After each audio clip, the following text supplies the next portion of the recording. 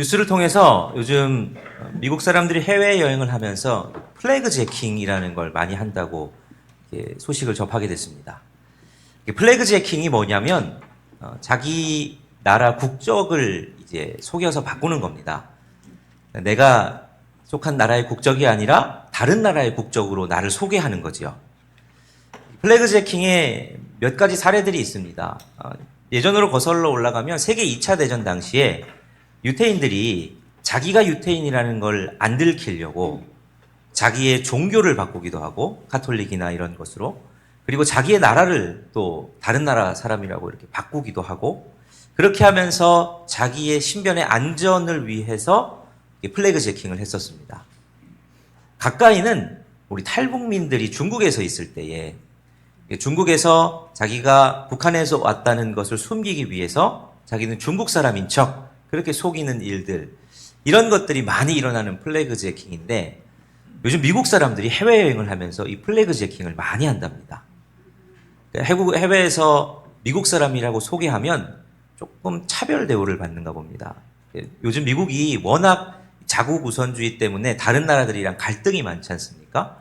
그러다 보니까 이런 일이 있었답니다. 도미니카 공화국에서 이제 한 여행자가 택시를 타려고 했는데 자기가 미국 사람인 걸 밝혔다가 승차 거부를 당했답니다.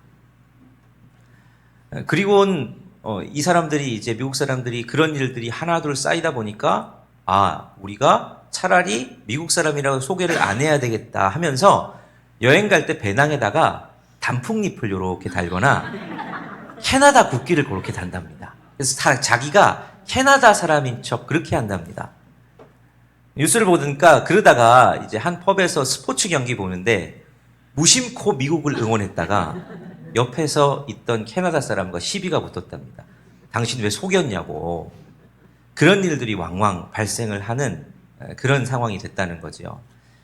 미국이 자국 우선주의를 하는 건 뭐 그분들의 선택이니까 그걸 뭐라고 할 수는 없는데, 그것 때문에 다른 사람들을 좀 배척하고 갈등하다 보니 이런 일도 생기는구나 하는 걸 알게 됩니다.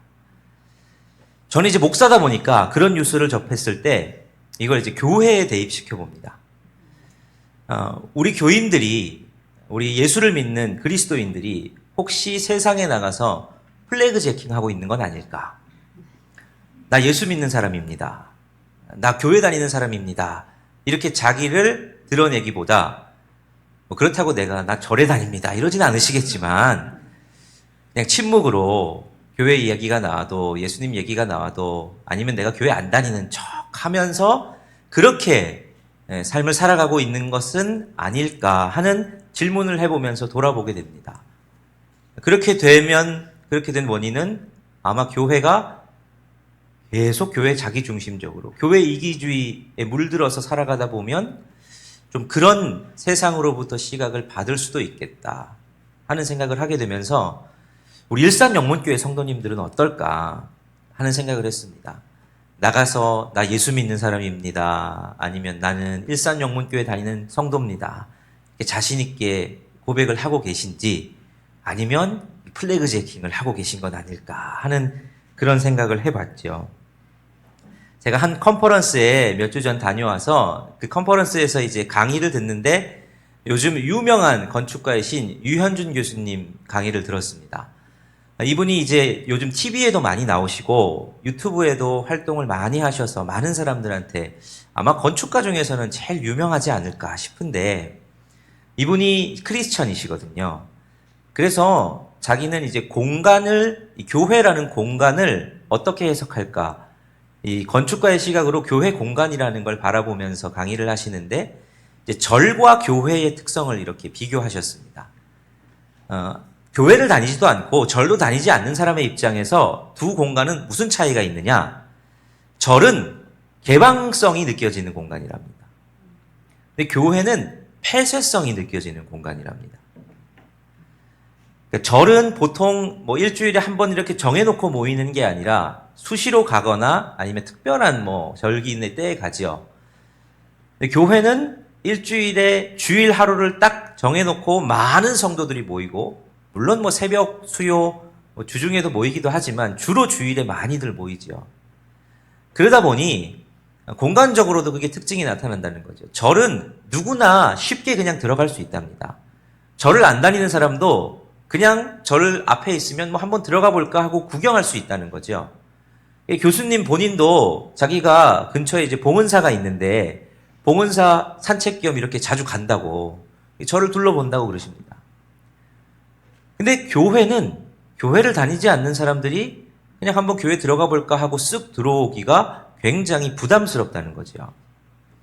심지어 예수를 믿는 사람 중에서도 내가 이 교회 성도가 아니면 그 교회를 들어가는 게 뭔가 머뭇거려지고 선뜻 발길이 안 간다. 이렇게 말씀을 하셨습니다.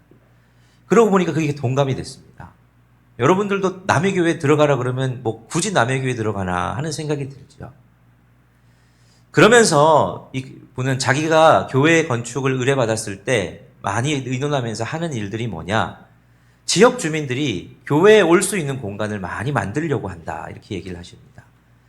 그래서 주차장이었던 공간을 공원으로 바꿔서 좀 주민들이 이용할 수 있게 하고 아니면 교회에 건물을 지을 때 처마를 좀 넓게 지어서 그 밑에 벤치도 만들고 그래서 지나가는 주민들이 거기서 쉬어가고 교회 근처에 이렇게 머물다 갈 수 있는 그런 데가 좀 좋겠다 하는 말씀을 하시는데 그게 참 일리가 있다라는 생각을 했습니다. 어느덧 교회가 문턱이 높아져서 누구나 지나다니는 사람이나 교회 오고 싶은 사람이 선뜻 들어가기가 어려워진 그런 공간이 된 건 아닌가 하는 생각을 해봤죠. 그러면서 우리 일산영문교회가 그리고 한국교회가 그런 남들이 들어오기에 머뭇거려지고 폐쇄적인 공간이 아니라 누구나 찾아올 수 있는 곳이 되면 좋겠다 하면서 떠올려진 공동체가 오늘 본문에 나온 이 아둘람 공동체, 그러니까 아둘람 굴에서 모인 공동체입니다. 오늘 이 아둘람 공동체라는 것, 이 아둘람 굴은 다윗이 피난한, 도망해서 모여 있을 때 많은 사람들이 다윗과 함께 모여서 살았던 공동체를 아둘람 공동체라고 합니다. 아둘람 굴이라는 곳에 이들이 거처를 하고 살았지요. 자, 다윗이 사울에게 쫓겨서 이제 도망을 다닙니다. 사울이 다윗을 질투해서 죽이려고 하지요. 그러니까 장인어른인 사울을 피해서 다윗이 도망을 합니다. 처음으로 도망간 곳이 어디냐? 우리 지난번 제가 설교할 때도 말씀드렸죠? 놉이라는 땅입니다. 거기는 제사장들이 사는 곳이었거든요. 다윗이 놉이라는 땅으로 가서 거기서 아히멜렉, 제사장 아히멜렉으로부터 골리앗의 칼을 선물로 받습니다. 그리고 거기 더 머물러 있을 수 없으니까 그 다음으로 도망하기로 택한 것이 어디냐면 가드라는 곳입니다. 이 가드는 이스라엘 땅이 아닙니다. 블레셋 땅입니다. 이 블레셋은 5 도시국가 연합체입니다. 그 중에 하나가 이 가드라는 도시국가인데 이 가드는 다윗에게 있어서 사실 호의적일 수가 없는 곳입니다. 이스라엘과 블레셋의 경쟁 관계도 있지만 가드는 누구의 고향이냐면 골리앗의 고향입니다. 그러니까 가드 사람들이 다윗이 왔을 때 좋아했겠습니까? 안 좋아했겠습니까? 안 좋아했겠죠. 다윗이 이스라엘이 어떤 존재고 곧 블레셋에게 어떻게 했는지를 알기 때문에 막 다윗에 대해서 불만이 일어나면서 다윗이 위기에 처합니다. 그러자 어떻게 하냐? 다윗이 미친 척하지요. 침을 질질 흘리면서 미친 척합니다. 그래서 겨우겨우 도망 나오죠. 그리고 나서 도망한 곳이 어디냐? 이 아둘람이라는 곳입니다. 이 아둘람이라는 곳은 지역 이름인데요. 그곳에 굴이 있으니까 이제 아둘람 굴이라고 하는 겁니다. 이 아둘람은 다윗이 떠나온 이 가드에서부터 한 16km 정도 떨어진 곳이고 이스라엘 유다 지파에 속한 이스라엘 영토입니다. 이스라엘 유다 지파 중에서도 이게 변방이라고 할 수 있죠. 그러다 보니까 사울의 통치권이 이 아둘람까지 잘 안 미치는 겁니다. 사울은 그 당시에 자기 이 베냐민 지파의 땅인 기브아에서 통치를 하고 있었습니다. 그러니까 기브아에서 이 유다 지파 변방까지는 아직 사울의 통치력이 완벽하게 미치지 않으니 다윗에게 있어서는 도망하고 숨기로 적당한 피난처가 된 거죠. 자, 이렇게 둘은 완전히 다른 위치에서 삽니다. 사울은 기브아에서 영광을 받으며 살고 다윗은 아둘람, 그것도 굴에서 도망자의 신세로 초라하게 사는 것. 그게 이제 본문입니다. 우리 오늘 1절 말씀 같이 한번 읽어보겠습니다. 1절 말씀 시작. 그러므로 다윗이 그곳을 떠나 아둘람 굴로 도망하매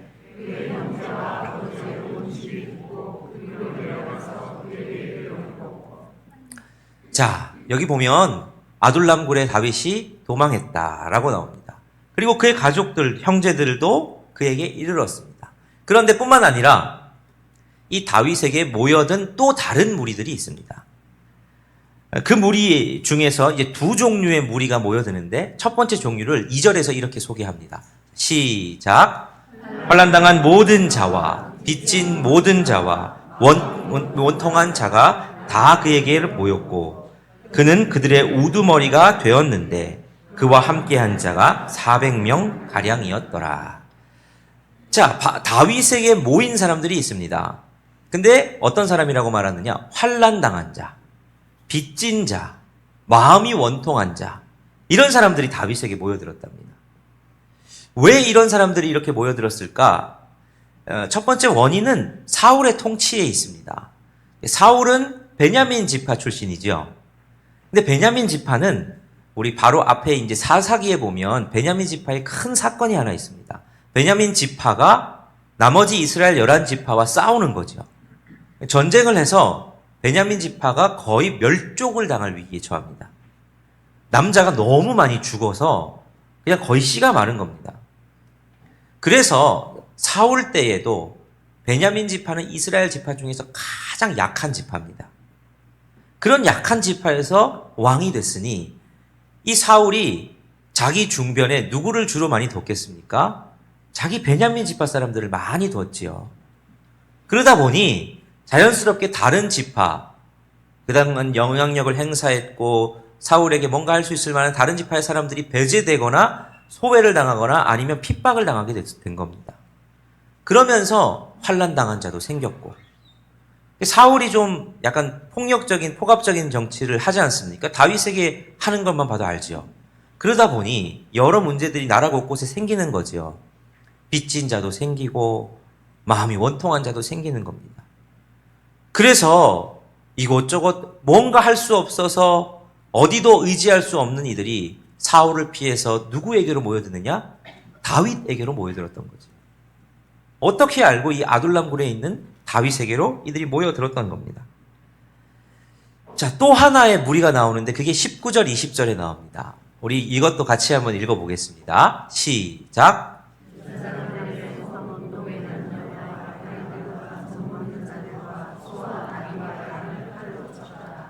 아히두베의 아들 아히멜렉의 아들 중 하나가 피하였으니 그의 이름은 아비아달이라. 그가 도망하여 다윗에게로 가서.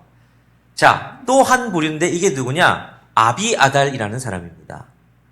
그리고 그와 함께한 그의 가족들이겠지요. 자, 이 아비아달이 누구냐?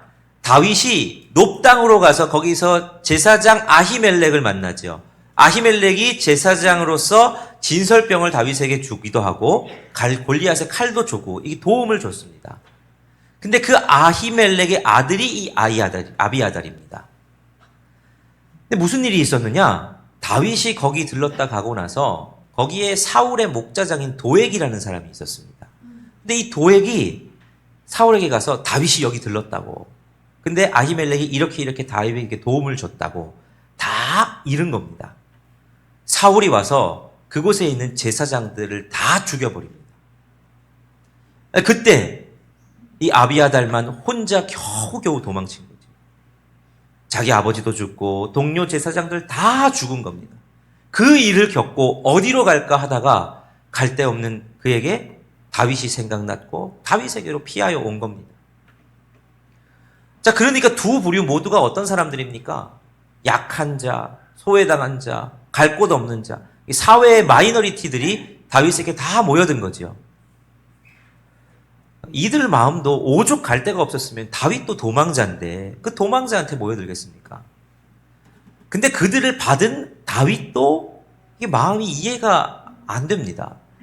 왜냐하면 지금 자기 몸 하나 간수하기도 쉽지 않은데 이들을 다 데리고 이거 뭐 어떻게 하겠다고 이들을 다 받은 거겠습니까? 자, 여기서 마음이 상한 자, 마음이 원통한 자, 또 환난을 당한 자, 빚진 자, 이들이 400명 모였다 그랬는데 여기 400명은 30세 이상의 남자만 400명입니다. 성경에서 나오는 숫자는 늘 그렇습니다. 그러니까 이 400명이 아니라 이들의 가족들까지 합치면 훨씬 더 많은 숫자가 다윗에게 모여든 거지요. 아비아달도 겨우겨우 자기 목숨 하나 건지고 그에게 왔습니다. 다윗도 지금 자기 몸 하나 건수하기 힘든데 왜 이들을 다 받아들여 주었나? 이들이 다윗을 찾아올 때 다른 데 갈 곳이 있었으면 갔을 겁니다. 근데 도저히 자기가 갈 곳이 없어서 다윗만큼은 나를 받아주겠지. 거기 가면 나를 품어주겠지. 하는 생각으로 이들이 다윗에게로 나아온 거지요. 지금의 초라한 자기들, 그러나 이 초라함에도 불구하고 다윗만큼은 나를 받아줄 거야 하는 기대가 그들 가운데 있었던 겁니다. 저는 이 아둘람 공동체가 교회의 모습이 되어야 하지 않을까 하는 묵상을 합니다. 마음이 상한 자, 원통하고 그래서 환난으로 말미암아 마음이 무너져 내리고 빚져서 아무것도 할 수 없는, 그래서 어디도 나를 받아줄 수 없을 거라고 생각했던 사람이 떠올릴 수 있는 곳, 거기 가면 그래도 나를 받아주겠지. 거기 가면 그래도 내 자리가 있겠지. 나를 환대해 주겠지. 이 생각으로 올 수 있는 곳, 아둘람 공동체가 그런 공동체였다면 교회가 그런 공동체가 되어야 하는 거지. 여러분, 다윗이 이 아비아달을 받아들일 때의 자세가 22절, 23절 다윗의 반응이 나옵니다. 우리 같이 한번 읽어보겠습니다. 시작. 다윗이 아비아달에게 이르되 그날에 에돔 사람 도액이 거기 있기로 그가 반드시 사울에게 말할 줄 내가 알았노라. 내 아버지 집의 모든 사람 죽은 것이 나의 탓이로다. 두려워하지 말고 내게 있으라. 내 생명을 찾는 자가 내 생명도 찾는 자니 내가 나와 함께 있으면 안전하리라 하니라. 다윗이 어떻게 반응합니까? 아비아달에게 첫 번째로는 내 아버지 집 모든 사람 죽은 게 다 내 탓이다. 그거 내 탓이라고 하는 겁니다. 지금 다윗은 이 자기 성찰이 되는 사람인 겁니다. 여러분, 이거 자기 성찰이 안 되는 사람은 어떻게 반응하겠습니까? 너네 그렇게 일 당한 거 그거 다 그 나쁜 도액 때문이라고. 도액이 일러 바쳐서 그렇다고. 아니면 그 악한 왕 사울 때문이라고. 자기의 잘못이 아니라 다른 데서 그 잘못을 찾기에 급급할 겁니다. 아비아달로부터 그 소식 듣고 다윗이 얼마나 놀랐겠습니까? 한편으로 찔렸겠지요. 그런데 거기서 자기 성찰이 안 되는 사람은 다른 데서 자기 잘못의 이유 아닌 다른 이유를 찾습니다. 사울 때문이고 도액 때문이고. 이런 사람은 그 상처당한 자, 환난을 당한 자, 그런 사람들을 품어내지 못합니다. 그런데 다윗은 네 아버지 집이 그 일을 당한 거 다 나 때문이라고. 자기 성찰이 됩니다. 그러면서 남의 탓이 아닌 내 탓이요가 되다 보니 그 아픈 자들을 품어줄 수 있는 거지. 두 번째로 어떻게 반응하냐? 내가 나와 함께 있으면 안전하리라 라고 23절에 말합니다. 여기서 안전하는 이유에 대해서 본문은 내 생명을 찾는 자가 네 생명도 찾는 자다. 즉 네 적과 내 적이 같다. 그러니 우리 함께 있기에 괜찮다. 이렇게 말하지만 단순히 그것만이 아닙니다. 그러면서 뭐라고 말합니까? 네가 여기 있으면 안전할 거다 말합니다. 이게 아둘람 공동체의 성격을 말하는 겁니다. 아둘람 공동체는 안전한 공동체입니다. 사람들 중에서 이런 사람들이 있습니다. 막 날이 서서 뾰족뾰족하게 날이 서서 주변에 있는 사람들을 그냥 다 비워버리는 사람들이 있습니다. 상처를 주고 못 오도록 막고.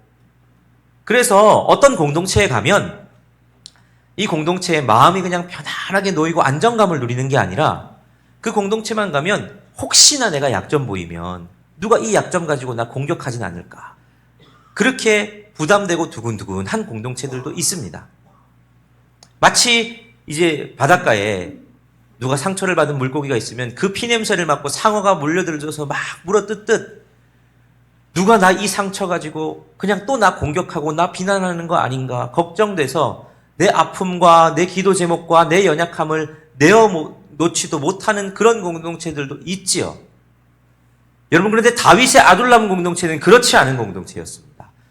네가 여기 있으면 안전할 것이라고. 안전함을 줄 수 있는 공동체였던 거지. 여러분, 이렇게 준비된 공동체였기에 아둘람 공동체는 그 많은 사람들과 그 상처가 많아서 아파했던 사람들을 품어줄 수 있는 공동체였다라는 겁니다. 여러분, 다윗이 이 사람들을 받아들였던 게 자기에게 뭔가 득이 있어서 그런 거 아닙니다. 나중에는 이게 자신에게 득이 됩니다. 잘 보면 다윗이 나중에 왕이 될 때 이 400명이 넘는 무리들을 통치하면서 리더십의 훈련을 할 수 있는 기간이 되고 다윗이 왕이 될 때 든든한 지원군이 됩니다. 뿐만 아니라 다윗에게는 선지자도 있고 또 아비아달이라는 제사장도 있습니다. 왕이 되기에 모든 조건이 다 갖춰지는 거죠. 그런데 다윗은 그것 때문에 이들을 받아들여준 게 아닙니다. 자기에게 득이 될 것이고 그러니까 이들을 받으면 내가 좋겠다는 정략적 판단이 아니라 다윗은 그들을 환대할 줄 아는 준비가 된 사람이었습니다. 이 아둘람 공동체는 그런 공동체였다는 거죠. 그런 면에서 우리 교회는, 특히 우리 일산영문교회는 이 아둘람 공동체와 같은, 이 아둘람 골과 같은 그런 교회가 되어야 합니다. 누구라도 자기의 상처를 가지고 내가 이런 상처와 내가 이런 약점이 있다고 오픈해도 안전함을 누릴 수 있는 교회. 그냥 내가 이런 일들 당하면 이런 일 내 삶에 생기면 나 믿음 없다고 누가 나 뭐라고 그러는 거 아닌가? 사람들이 나 또 흉보는 거 아닌가? 그런 고민하는 공동체가 아니라 내 약점과 아픔도 안전함을 누리며 오픈하며 그 속에서 치유함을 누릴 수 있는 교회. 그리고 세상에서도 환난을 당하고 빚지고 마음이 원통한 자들이 내가 어디로 갈 수 있을까 했을 때 부담스럽지 않게 나와서 떠올릴 수 있는 교회. 여러분, 그런 교회가 우리 한국 교회가 되어야 하고 세상에 있는 교회가 되어야 하고 일산영문교회가 되어야 하는 겁니다. 프란시스 쉐퍼라는 유명한 이제 장로교 목사님이고 또 기독교 변증가이기도 한 이분이 이미 돌아가시긴 했지만 오래전 1955년에 세상에서 참 많이 고민하는 청년들이 많은 겁니다.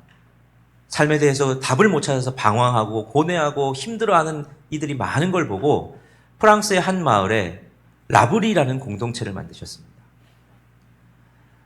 이 공동체를 만들어서 이분은 기독교적인 질문이 아니어도 좋다. 너희가 풀리지 않는 질문 가지고 고민하는 이들이 있다면 누구라도 와도 괜찮다 하며 많은 사람들이 그 공동체에 오기를 초청하였고 정말 세계의 수많은 사람들이 그곳을 찾아갔습니다. 그곳에서 대화하는 거지요.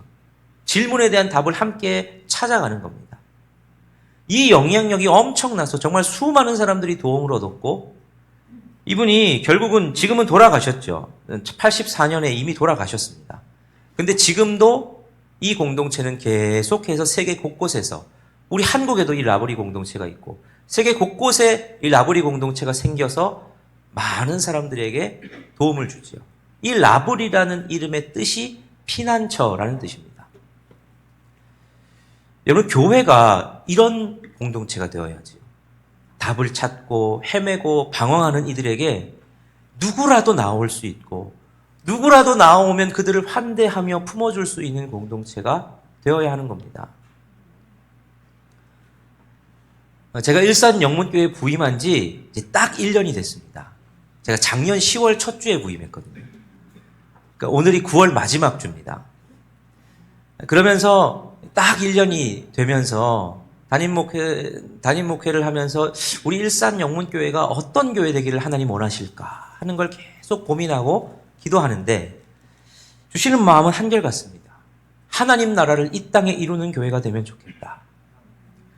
구체적으로는 그래서 교회에 온 성도들마다 천국을 맛보며 하나님을 누리는 교회. 교회에 와서 세상에 있는 근심과 걱정, 그게 전혀 떠올리지 않고 하나님으로 충만하고 천국을 맛볼 수 있는 교회가 되면 좋겠다 하는 마음과 또 우리 성도들이 세상에 나가서는 천국을 침노하는 성도들 되면 좋겠다 하는 마음이 있습니다. 그러니까 천국을 만들어내는 거죠. 가정에, 삶에. 그러려면 세상의 영향을 받는 게 아니라 마치 온도계가 아닌 온도 조절계처럼 세상의 온도를 천국의 온도로 바꾸어낼 수 있는 사람. 그런 사람들이 우리 일산영문교회 성도들이 되면 좋겠고, 누구든 이 일산영문교회에 올 때마다 하나님 나라의 환대를 경험하는 그런 교회가 되었으면 참 좋겠다 하는 마음을 계속 가지게 됩니다.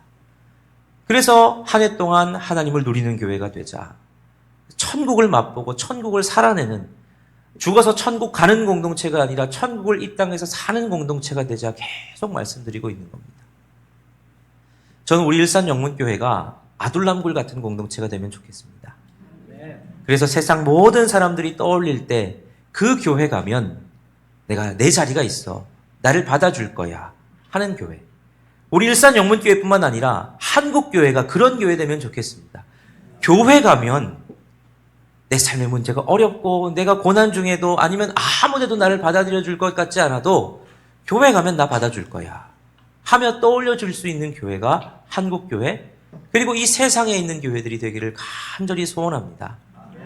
이번 한 주간 살아가실 때에 그 아둘람 공동체를 우리 삶에 이루기를 소원하시며 기도하며 살아가는 저와 여러분이 되시면 참 좋겠습니다.